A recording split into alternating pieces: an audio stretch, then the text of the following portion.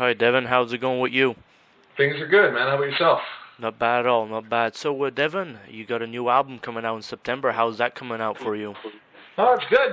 We've been finished for a month or so, and just getting preparations ready for this upcoming run of tours. And to be honest, I'm very very satisfied with this new record, man. I think it's great. Where did the title come from? Epicloud. Well, I'm a cheese ball. I like cheesy things, and I guess that's just another cheesy thing I thought was cool at the time.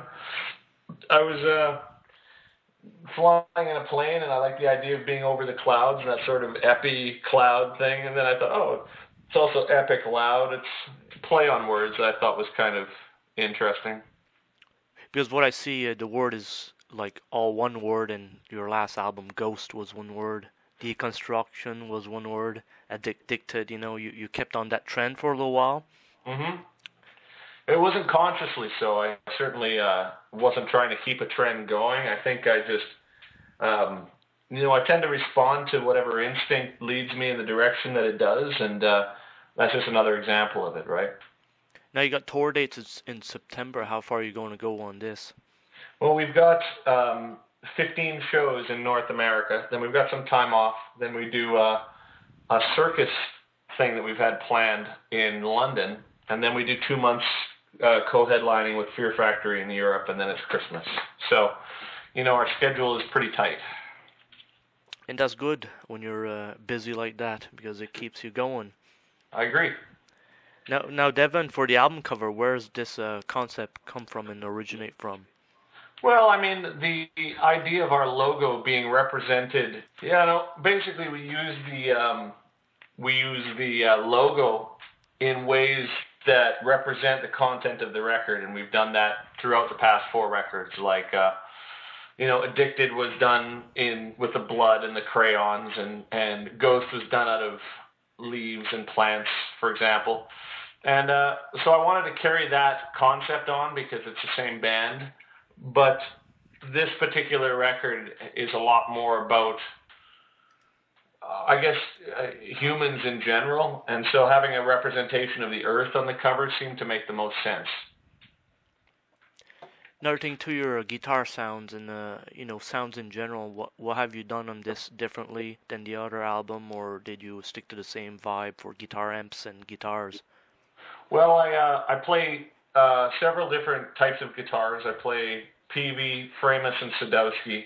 And my guitar amp that I use is a Fractal Axe Effects, and I'm constantly updating those sounds. So it's the same principle as the last records, but different sounds. When you go do this live, are you going to be carrying the same sound quality from the studio to the Yes, stage? sir. Yes, sir. What's your take on like effects and stuff today, like simulations and stuff like that? Well, that's what the Axe Effects is. It's all simulations, and for what I do, it's much better than amps for me in many different ways. Because then you don't have to lug all this more equipment in a sense. Well, that as well as once I have my sound, I can copy it onto multiple different units, and the sound that comes out of my unit is, in my experience, better than the sound that comes off of a microphone on a real amp for live. So I'm able to have a lot more control over my sound with it, and each time they release an update for the firmware, it sounds better and better. I'm completely satisfied with it. Your discography in the past few years, your sound is vast. You have all sorts of different genres covering all points of music, progressive rock to metal to new age. When you write the songs, do you have an idea where you're going to be going as it's being written? Oh yeah, pretty much from the inception of a song, I've got a solid idea of what I want it to achieve, right? And that kind of focus and that kind of vision allows me to keep an eye on the end while I'm working through all the logistics of the middle. I think I'm very fortunate to be able to have a vision from the very beginning of a project It allows me to complete things and have them ultimately mean to me what I hope they would mean to me from the beginning, right? And like this, the process of songwriting, would you say it's pretty much the same for each song? How would you go in that? I uh, I I tend to write as natural uh, a natural extension of my life and my personality is just writing music. And so the process in which I do so is always different. There's no real um, procedure that I could identify as being typical. Some days it's I sit in front of the computer and write. Other days I play with a drummer and write. Other days I may have a dream that reminds me of something. Other days I may hear something in my environment that inspires me to put things together. There's really no rhyme or reason. On this album in general, do you have certain influences you're following, as music evolves?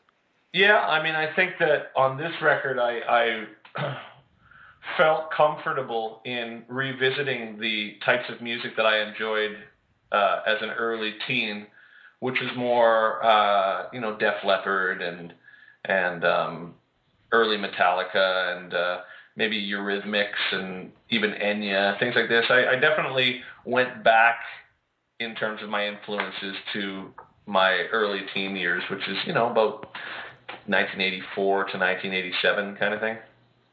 What do you think of the music industry in the whole world today, and how it's like all based on internet now?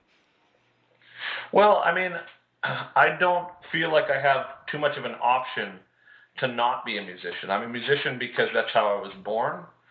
So for me to complain about it doesn't make a lot of sense because I feel very fortunate to be able to do it. There's a lot of people who are also musicians that circumstance didn't provide them the opportunity to do it.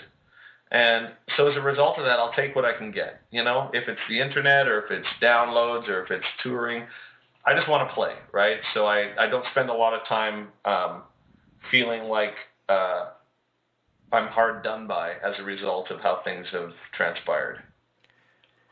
Now, Devin, when you do go out on tour and stuff, how do you keep busy? Like, do you bring your own laptop when ideas come out and you're going to be writing new stuff? How do you do that? I do that, absolutely. I also find that, you know, I, uh, I'm interested in my gear. I'm interested in my guitars. I play a lot of guitar when we're on tour. I spend a certain amount of time writing, but more so the physical aspects of just kind of staying focused on tour takes a lot of effort. Making sure you've got enough decent food or making sure that you have enough exercise to keep your back from going out or any of that sort of stuff. I mean, it doesn't seem like there's a lot to do on tour, but your days are always full. Basically, do you have any more products that you're inlining besides this? Because you did 2 albums last year. I've got many albums that I'm working on, but to be fair, I think I've got so much out and so much in the future that it's best for me just to focus my interviews on the current stuff, which is Epicloud, and I'm very proud of it, and I hope that people who are in the mood for something heavy but very positive will find things about it to enjoy. Well, keep up the good work, Devin, and Epicloud sounds awesome, and Thank, we'll talk to you another day, okay? thank you for everything, Jason. Bye-bye. All right, see you.